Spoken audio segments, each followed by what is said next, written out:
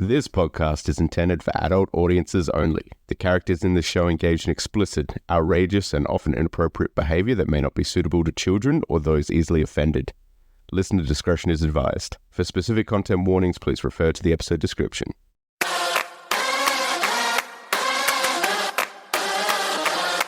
And I was like, bitch, to that spider.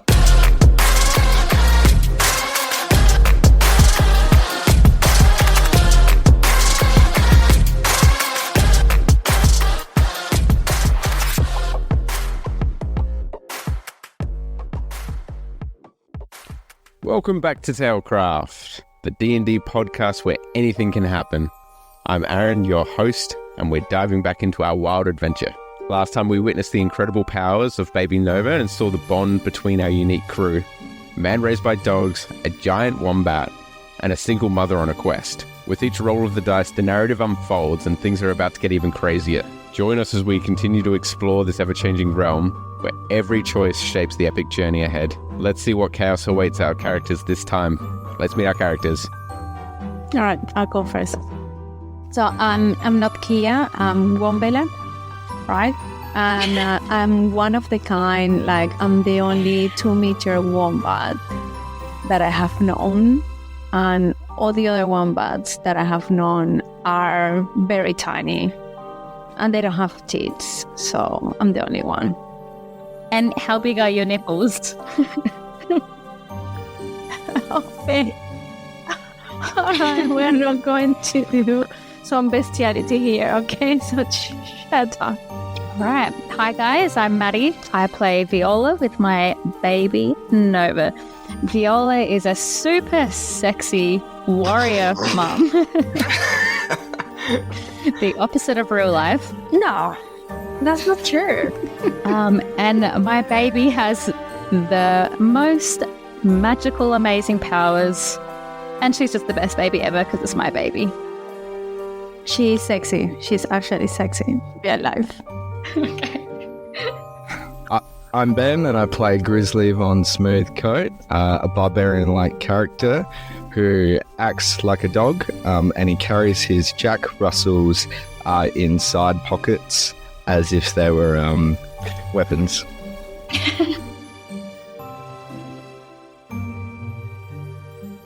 Okay, let's begin. The sunlight gently brushes the canopy of the eldritch forest, painting the ancient trunks in hues of golden amber. The air is fresh with the scent of pine and earth, alive with the soft whispers of the forest. Our scene opens with an animated montage of our trio, their movements rhythmic and purposeful against the verdant backdrop. Wombella, with her steady and assured steps, carries Viola and Nova on her back. Nova's laughter echoes like a bright chime as she playfully tugs at Wombella's ears. Viola, her gaze alternating between the path ahead and the playful interactions. Grizzly walks alongside, his presence solid and reassuring. His 4 Jack Russells, showing signs of fatigue from the long journey, are securely strapped to him in their own harnesses, their little legs grateful for the respite. The forest around them teems with life. The montage shows brief flashes of their journey, crossing a babbling brook on stepping stones, Grizzly helping Viola navigate a fallen log bridge, Wombella pausing to collect mushrooms from the undergrowth. Laughter and light-hearted banter fills the air, contrasting with the occasional ominous rustle from the deeper woods. The montage captures these moments of joy and tension, the camaraderie binding the group as they approach the mystical and somewhat foreboding threshold of the area known as the Whispering Glades. As they reach the edge of the Whispering Glades, the camera pans up to reveal the vast expanse of the forest. The montage slows, and the screen fades to black, the whispers of the forest growing louder, hinting at the mysteries and adventures that lie ahead in the glades. Yeah, but I have bad hips. You cannot force me to carry you. We get off and we walk. All right, guys, we're entering into a very particular area of this forest. We need to be very careful. I have been here before and it hasn't been funny at all. There's quicksand ahead of us.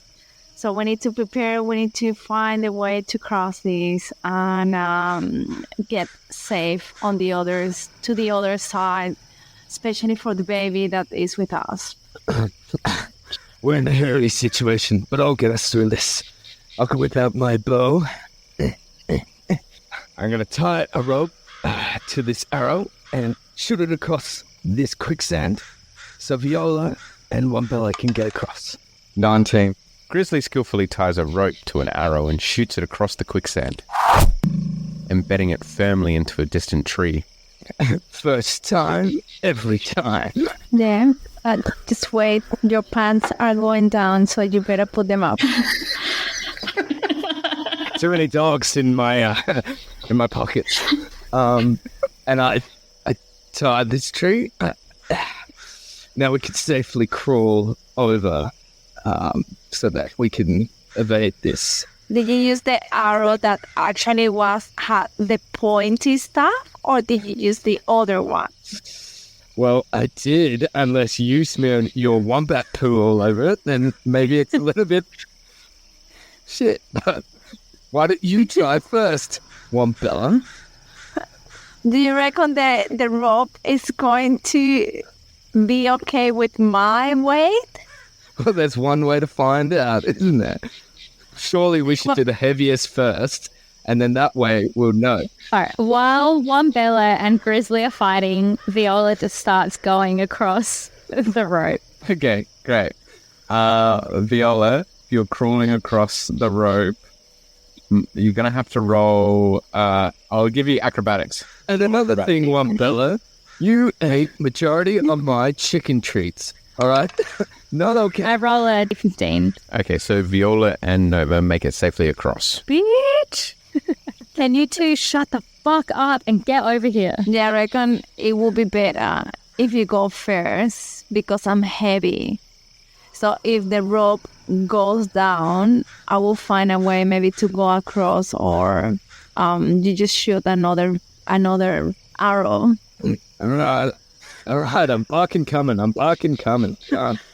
You are a tiny little thing compared to me. So just go across, make it, and be safe with the baby and Viola. Grizzly climbs across. Well, yeah. Roll acrobatics. 13 plus 3, that's 15. 16. All right. So Grizzly, you've made it across. All right, high five, Viola. I pull my hand back. You need to high five and also bump fight. You know, Yeah. bump. We do one of those. We're gonna do one of those cheeky hip to hip bumps. Viola moves out of the way and Grizzly falls over. He gets up as if he was supposed to do that. Wombella, they've crossed now. Yeah, so I will ask. Grizzly cuts the cord. Let's get out of here. If you like, I can go back. I can go back to my barrel. I will. Just kidding. And that's it. And you're by yourself. Next time there's a quicksand, you're going to die there, okay? Without me. So be careful of what you're doing. Sure, we need her for the other quicksand part. Actually, I was going to ask Grizzly to maybe do 2 more, like with your arrow. Oh, true. Too heavy. So. Grizzly shoots and accidentally shoots Wombella. No, can I shoot another arrow just to make... Yeah. So you're shooting the opposite way now. So roll another d20. Be careful. Oh, 20. Natural 20, baby. Natty 20. Oh, sharp shooter. That's going to give Wombella advantage getting across. Yeah, so what I'm going to do now is I'm placing a slide between those 2 ropes, and then I'm sliding through the 2 ropes with the slider, and then I'll make it across. Calabunga did it. You roll acrobatics, but you've got advantage, which means you roll twice and take the highest. So it's 13. That was the highest. Wombella makes it to the end. Very, very slowly, though.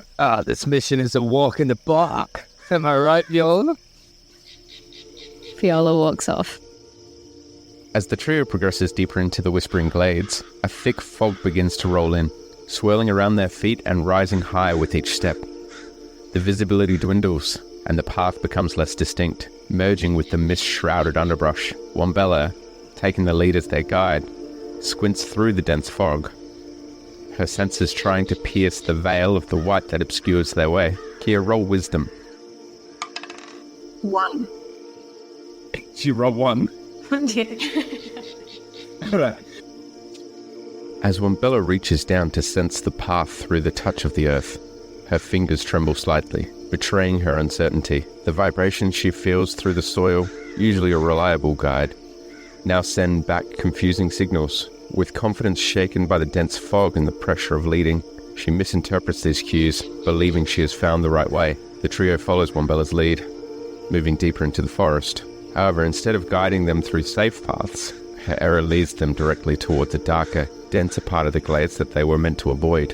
The trees here grow closer together, their branches twisted menacingly, and the air grows colder, a stark contrast to the path they intended to follow.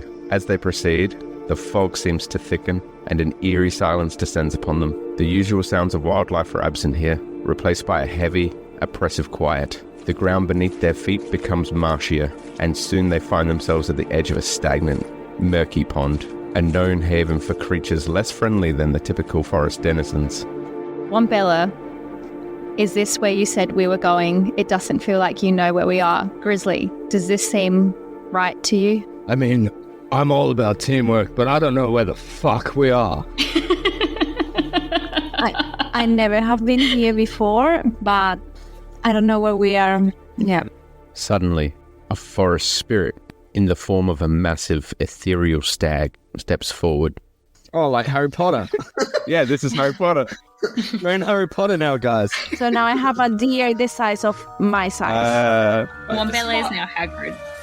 Literally, we are in Harry Potter land because the spider and now this reindeer, like, ghost thing. Wait, there was a spider in Harry Potter? Yeah. Grizzly, a Dementor. Hi. Portia Fontolja. Leviosa. All right. Well, let's not. All right. Let's not make it a stag then. Let's make it a. It's an even bigger wombat. Hermione, no. A 3-meter tall wombat appears. It's my lost partner. Oh, nah. You're the only one of your kind, mate.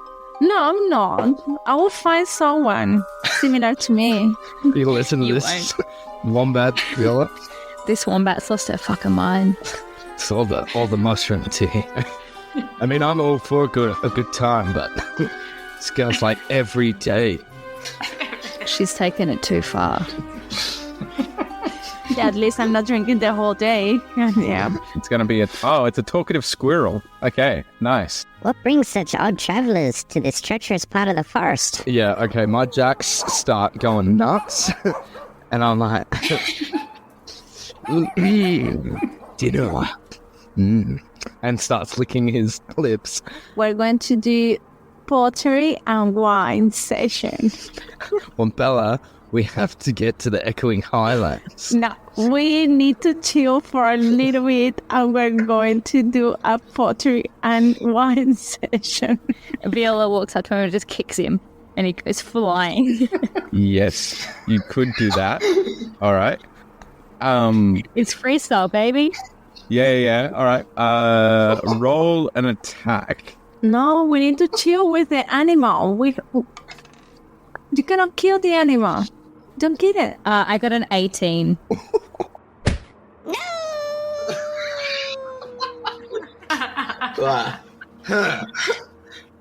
Grizzly's very puzzled. I'm very disappointed. Viola's like, oh shit. As she sees him just flying off into the distance. Now we cannot do the session. Now we're done. The pottery and wine session is gone.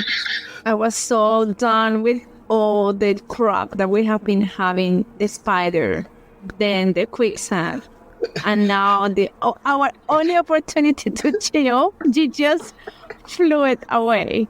You just throw it away. I'm going to find it. I'm going to get the squirrel back. You too, because it was your idea, Grizzly, to muck around with the freaking animal. You're going to apologize, and you need to do dinner now for the squirrel. What are you going to cook for the squirrel? Tell me. Wombat. Deep fried wombat. Viola grabs Grizzly by the arm and drags him off without Wombella.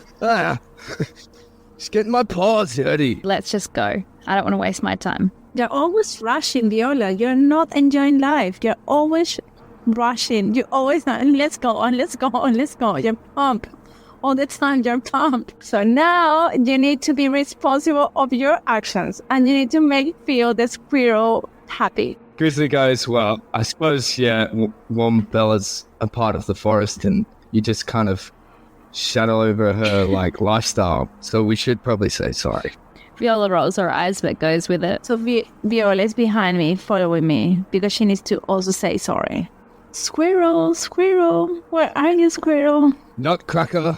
It cannot be this hard to find a squirrel. Just then, from a nearby bush, the squirrel emerges, slightly disheveled but relatively unharmed. He straightens himself, dusting off a leaf or two. You try to help someone, and that's the thanks you get?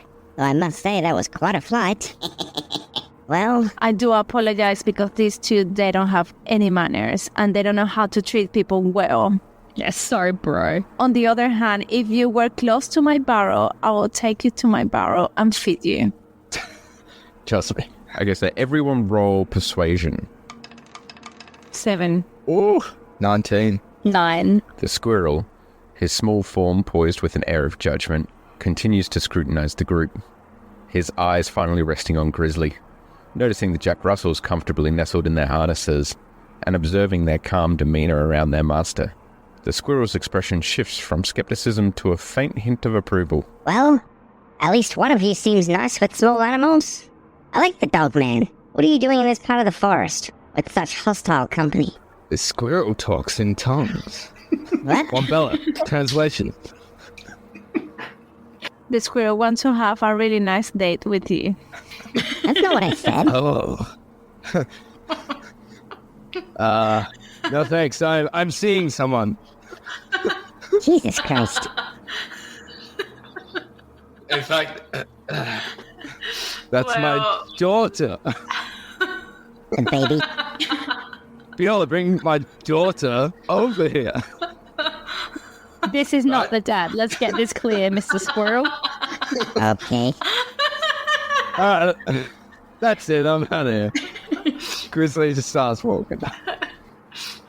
Wait for me. The squirrel is on you, though. Grizzly also punts the squirrel. Okay, so you see the squirrel land up ahead, brush itself off, and climb up a tree. He looks back at you with wide, fearful eyes. Yeah, well, thank God we got rid of that damn squirrel. Now let's go.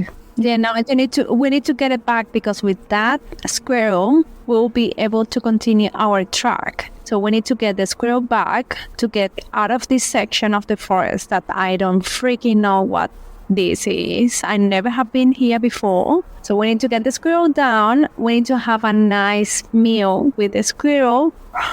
We need to have some sort of chill session with the squirrel, and then we proceed going on. How far away are we from where you know in the forest? And why is there a talking squirrel? Okay, I know about the talking wombats. I don't know about talking squirrels. That's too far. I never been here before, but I know that I am friends with all the animals, and they will show me where to go next. All right, Viola's gonna hang back because she's really not keen on the squirrel at all. Grizzly, you need to go up the tree and get the squirrel. Aren't you the climber? All right. Here we go, Wombella. You climb the tree, and I'll keep an eye out for danger while you do your squirrely magic. Sure. Now do it. I'm climbing the tree, and then I put my hands up. Okay, and then the squirrel kicks Wombella.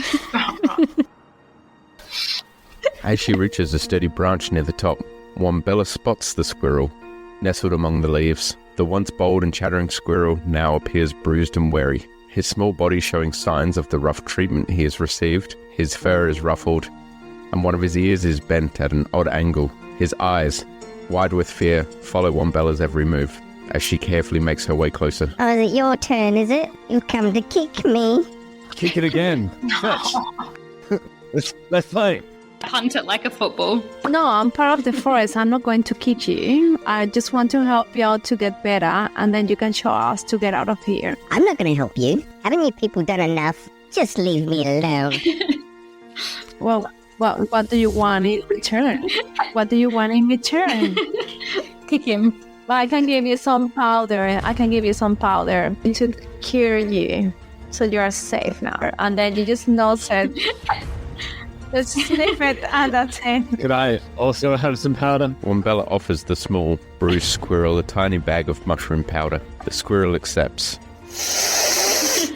Almost immediately, its bruises fade and its pupils dilate with the healing effects. Hey, can I sniff it with you? Yeah, Wombat, you're alright. Okay, fine. I'll guide you out of this area, but first, I need something from you. I'm putting together a crew. You in? A crew to do what? You son of a bitch, I'm in.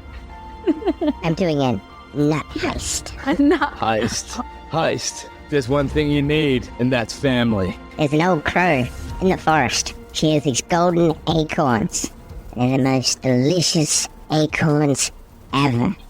You bring these acorns back to me, I'll show you through the glades. I'm just curious to know, what are you going to do with gold acorns? I think we all know he crushes them up with a credit card and lines them up. If you want, you can roll insight if you want to find out his intentions. In the meantime, Grizzly's just standing there cross-armed to Viola, and he goes, he's got the nuts, and I've got the guts. Am I right? Shut the fuck up, Grizzly. Okay. 7. You just know what he's telling you, which is that he thinks they're Hey, delicious. can I have some more of that powder? Grizzly, this squirrel is a fucking scab. Let's get out of here. Wait. We're talking about a heist, He just Viola. wants the mushrooms. But there's more gold involved. So are you in, or are you gonna die here? Hey, Viola, I don't know about you, but this squirrel sounds like a real crack-up, and I reckon he could be a good fourth member to our team. I don't like this squirrel. Wombella, go tell the squirrel we'll join us heist. And more of these mushrooms. Do you have any more mushrooms? Oh yeah, she does. Wait, fuck off, squirrel. Hey, fuck you, lady. I'll fucking kick you again. Come to my safe place. We need to go back like 20 kilometers to get to my safe place. That doesn't sound safe. It sounds like it's the opposite of safe, the way you say it. No, come on, Mr. Squirrel. Come to her safe place. Let's do this nut heist, because Wombella obviously is lost and doesn't know where the fuck we are. The only person that knows where the fuck we are is this squirrel. All right, so we will help you with the heist, right? Are you able to get us out of here once we are done with the heist? Squirrel's promise. And a squirrel promise can never be broken. Viola leans to Grizzly and whispers, I can't wait to eat this squirrel. Oh man, as soon as we finish this heist, I'm gonna... Which part do you want first? Drumsticks, bro. Alright, let's hustle and get those nuts before anyone else catches wind. What's your plan, squirrel? The squirrel begins drawing in the dirt with its tiny paws. We need to get to the old crow's house. It's not far, but the journey is tricky. Follow this route and you'll find the cottage. It explains, tracing a winding path through the forest. The squirrel looks up, its eyes serious. We have to stay low and stay quiet. The crow has eyes all over the forest. I'm not nuts about crime, but this sounds too fun to pass up. Following the squirrel's dirt map, they weave through the dense trees and underbrush, eventually emerge into a clearing where a small cottage stands alone. Smoke curls lazily from the chimney, hinting of fire inside. The air is filled with the faint scent of burning wood, and the cottage, though old, looks sturdy and well maintained. Alright, Viola, Wombella, let's get in, get the gold, and get out. That's the deal. Viola, how do you think we should proceed? You guys go ahead. I'll stay back with Nova just in case. Don't you think this is a trap? It's really good to be true. I'm not feeling good about this. That's exactly why I want you guys to go first, yeah. I wouldn't do that, you guys, but the old bag does have a lot of booby traps around the place, so we have to figure that out. Boobies. Grizzly's going to send in his dogs to scope the area and to give us a nice little indication of accessibility. Okay. Let's roll investigation. 14. So with a 14, Grizzly's dogs fan out to perform a perimeter check. Their keen noses and sharp eyes at work, they successfully identify several hidden pit holes and cunningly disguised traps set by the old crow. Their search also reveals that the property has both a front and back door. So they bark at me and I... Okay. Yes. Very interesting. This dude really thinks he can talk to dogs. It's weird. Guys, I've got the plan. All right. First of all, Viola, if you want to hang back, that's cool. You're going to go up there and you're going to knock on the door and you're going to be a salesperson or a Jehovah's Witness. All right? Either or. Doesn't matter. All right? That's the opposite of hanging back, just so you know. That's literally going it's fine. first. And then Wombella's going to come down, fall through the chimney, squish the flame, and then I'll send the jacks in. No, I'm massive. I'm not getting there. I'm so big. I won't be able to do it. Wombella is going to take a shit in the chimney, put the fire out. As the crow is distracted, we are going to enter through the back door. And what we can do, we can leave Nova in a tree, just wrap around a tree. She will be fine there for 20 minutes or so until we go in and out. You can stay with me. I'm not going in there. Hell no, bitch. I will take my baby. I'm not leaving my baby. Grizz is going to be a Jehovah's Witness. Viola takes Nova with her. We're all in this together. So, all right. Grizz volunteers to be a Jehovah's Witness at the door. I can pull through the chimney, that's fine. I'm going to get on top of the house. Viola, you're captain, so lead this ship. But basically, you tell me when. Viola's going to kind of sneak around to the back door and then gives Grizzly the sign to knock on the door and talk about Jesus. The door creaks open, revealing an old lady. She is a wizened, hunched figure with sharp, beady eyes and hair as white as snow, tied back in a loose bun. Her eyes peer out with curiosity as she surveys the unexpected visitor. Hello.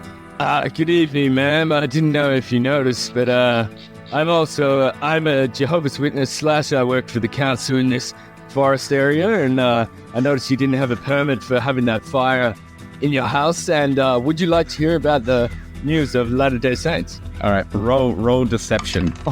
1. The old lady's eyes narrow with suspicion.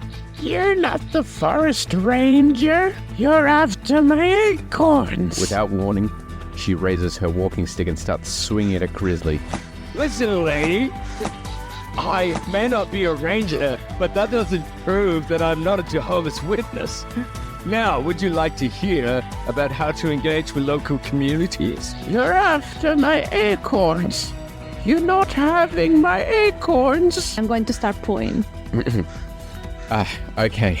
Meanwhile, unaware of the chaos unfolding at the front door, Wombella positions herself above the chimney, ready to use her unique abilities to aid in the group's plan. As she begins to defecate down the chimney, she doesn't realize that her fecal matter is highly flammable. The moment the excrement hits the flames below, there's a sudden, intense ignition. A fiery explosion erupts from the chimney, the force of it blasting the old lady's cottage.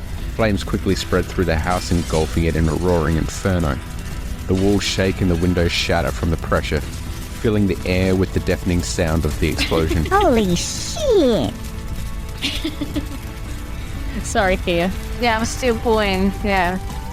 Your asshole's about to get blown up. The fire shoots up through the chimney. Wombella, caught off guard, feels the intense heat and pain as the flames scorch her rear. With a startled cry, she loses her balance and tumbles off the roof, hitting the ground with a heavy thud, dazed and singed but still conscious. And now all my hair is gone. Now I'm on fire. My butthole is red now. It's so red. I won't be able to pull square anymore. Everything that comes out of that butthole will be like a normal shit. It's just diarrhea. Her rectum was burnt to sin. Sorry, Ian. Some heist guys. I need to go to. Oh God! I need to go to the hospital. We need to go to the hospital now. Forget about this for one day. What have you done to my house? Grizzly, hit her. Get her now. Chrissy goes, give me those acorns, bitch. And grabs his sword of the Guardian and fucking tries to cut her head off. Okay, so before I let you do that, let's roll initiative between you and. Oh, I'm not even joking. 20. Suck it. Fucking witch bitch. Oh, she got a 20 as well. Oh. Does that mean like a face off? What does that we mean? do like a sword to a broom thing? Like lightsaber mode? Yeah, that's hectic. Grizzly tightens his grip on his sword. He lunges forward, aiming to strike. The old lady, quicker than she appears, raises her walking stick just in time. The sword clashes against the stick with a resounding clang, and they lock into place. Face to face, their eyes meet in an intense stare down. Grizzly's eyes blaze with resolve, while the old lady's gleam with a mix of anger and cunning. For a moment, it's as if they're staring into each other's souls, each trying to read the other's next move, their breath mingling in the tension-filled air. The magic from this one.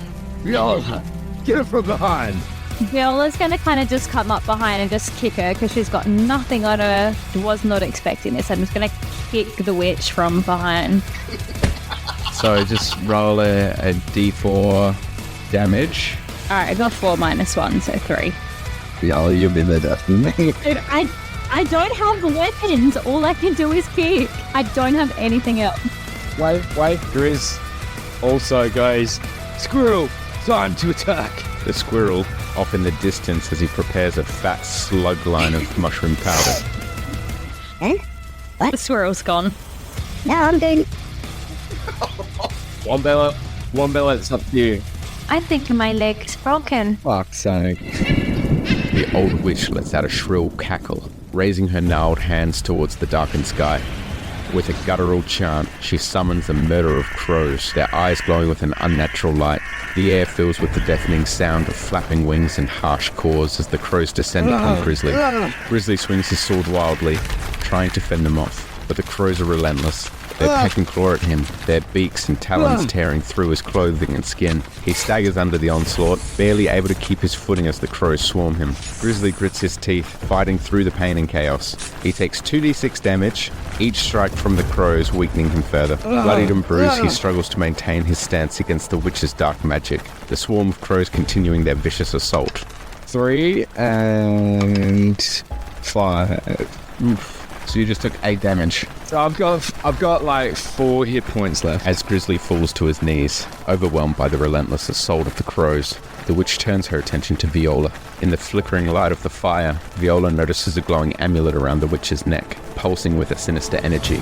The witch's eyes lock onto Viola and the baby. The amulet begins to glow even brighter, the witch becoming aware of the baby's powerful magic. Viola can feel the weight of the witch's stare, a chilling sense of dread creeping over her. How peculiar. Take my hand, dear. Whilst Grizzly's fighting off these crows, he's like, Wombella, attack them.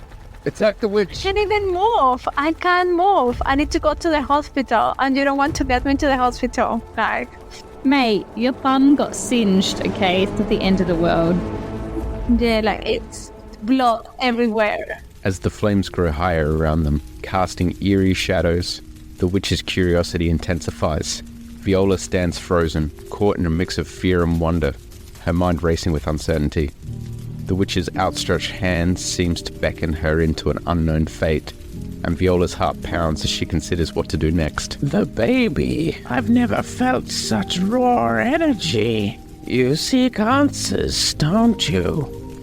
How do you know anything about these powers? How can you tell that this baby's got any powers? And she kicks her.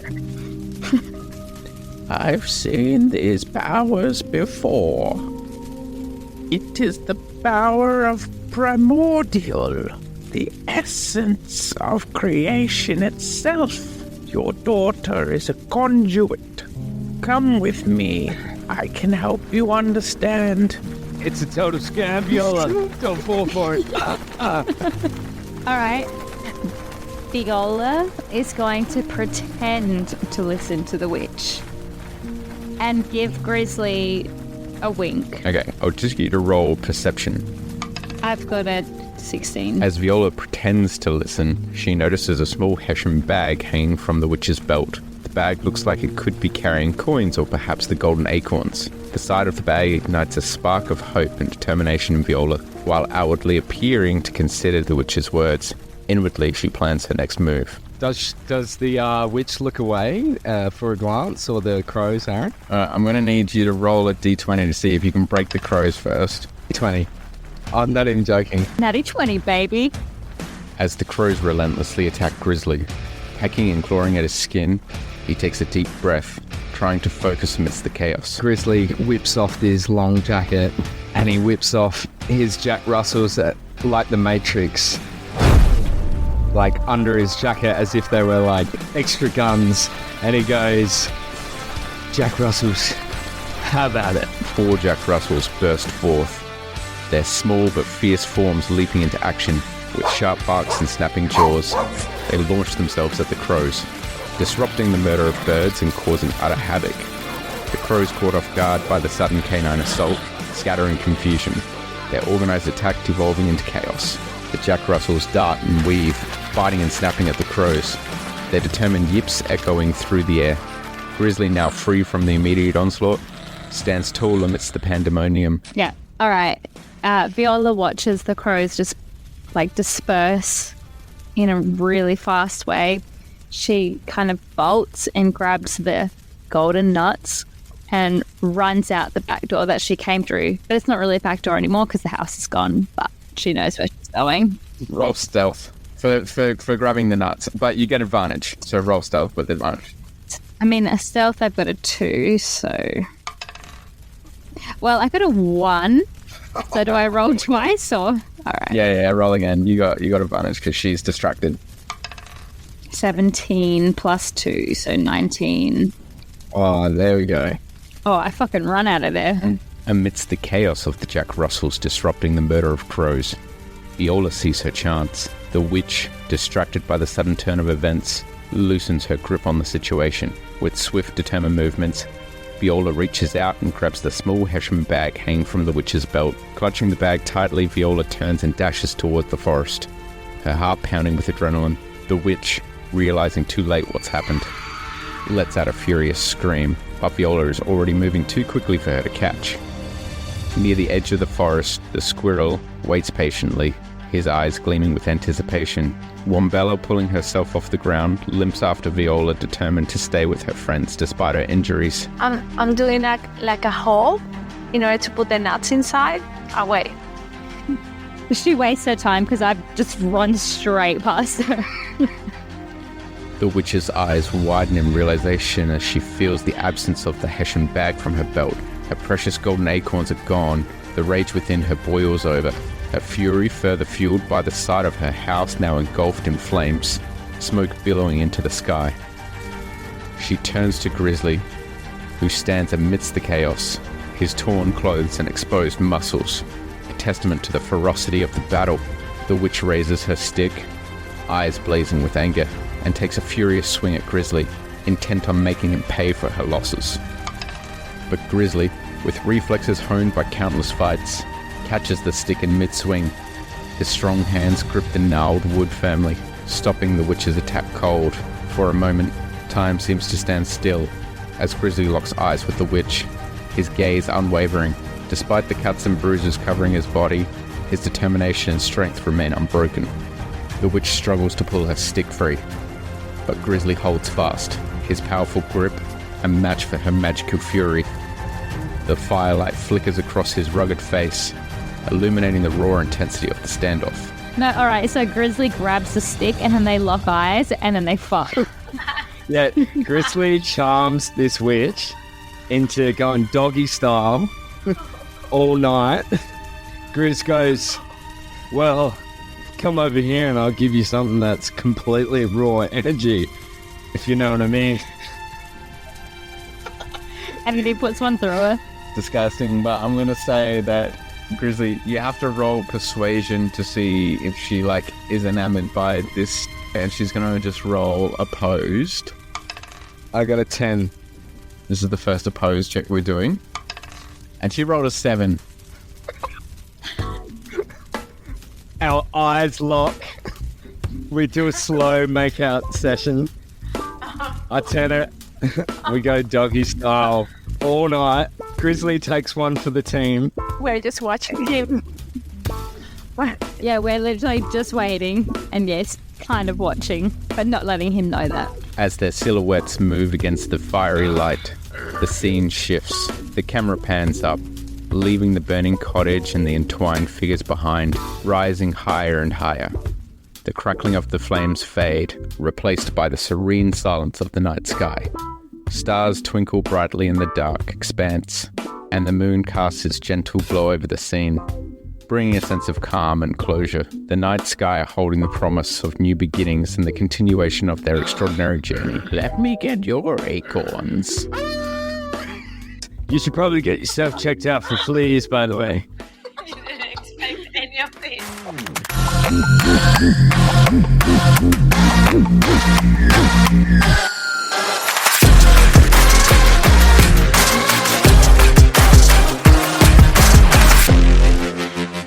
She bends Grizzly over all night.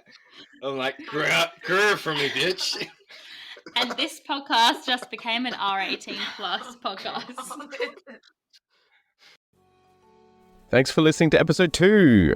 We love that fight scene, and if you did too, why not leave us a review? Don't forget to follow us on Instagram at Tailcraft Podcast. We'd love to hear your feedback. Episode 3 is ready to go, so keep the adventure rolling. Special thanks to Ivy Bakes for our intro and outro music motivation. What did you guys think? Episode 2, Elite. I thought that was pretty good, yeah. Pretty good though, guys, right? Thanks, guys. Thanks for your support. Leave us some feedback. Leave us a review. Head into our DMs. Thank you. Hey, fur friends and two-legged pals. Just wanted to give a big slubbery thank you for tuning in and lending your ears, and maybe some treats along the way. I might not be great at fetching, but I sure know how to fetch gratitude. Thanks, guys. That's gold. Thanks, guys.